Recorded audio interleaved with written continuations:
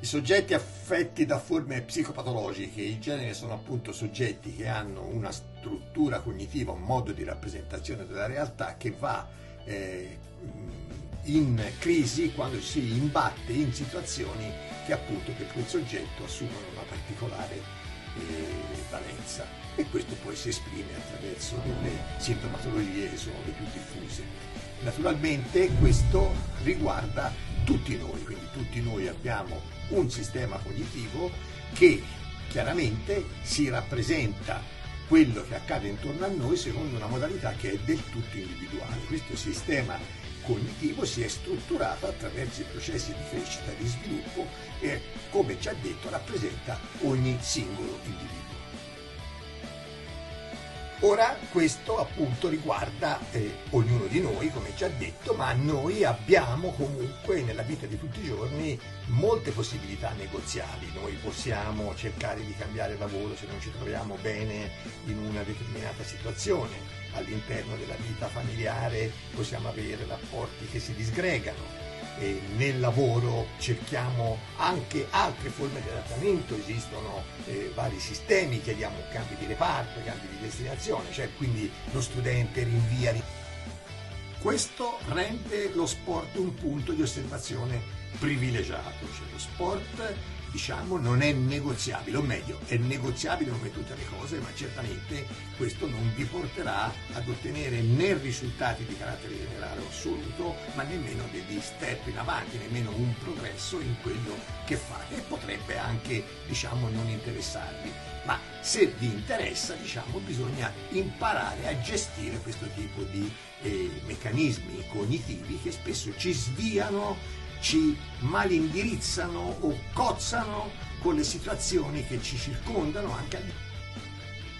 Lo sport è per antonomasia il comportamento sotto pressione, perché ovviamente la competizione, l'allenamento e la motivazione sono continuamente attentati da una serie di situazioni interne ed esterne che in qualche modo interferiscono pesantemente con questi processi, rallentando il processo di crescita e di sviluppo.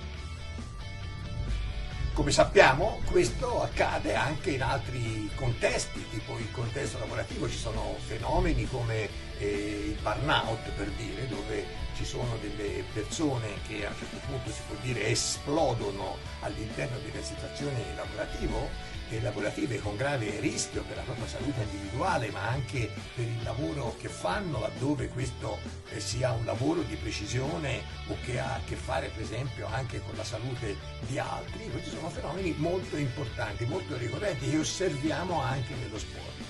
Nello sport vengono trattati in un certo determinato modo e devono essere gestiti quindi in un certo determinato modo, cercando di mettere l'atleta in condizione di possedere gli strumenti per gestire questi meccanismi emotivi, certo intervenendo talvolta anche sugli aspetti ambientali, ma ovviamente non possiamo modificare il mondo a misura di un atleta. Su luoghi di lavoro questo accade meno, cioè quindi si parla di questi fenomeni, ma in realtà ci si preoccupa molto del profitto e del rendimento e poco si interviene nella formazione, poco si interviene nel dotare le persone di quegli strumenti utili nel riconoscere i propri meccanismi cognitivi in modo da essere messi in condizione di gestire meglio situazioni che si possono rappresentare. Questo addirittura io lo vedo proiettato anche nell'ambiente scolastico, dove si parla di tante forme di educazione, dalle educazioni sessuali, all'educazione al rispetto della popolazione femminile, certamente tutti aspetti importanti. Io credo che sarebbe importante essenzialmente una sorta di educazione emotiva, cioè quindi mettere i ragazzi in condizione di riconoscere in maniera approfondita e autonoma i propri meccanismi emotivi e avere quindi gli strumenti per poterli gestire. Penso per esempio alla rabbia.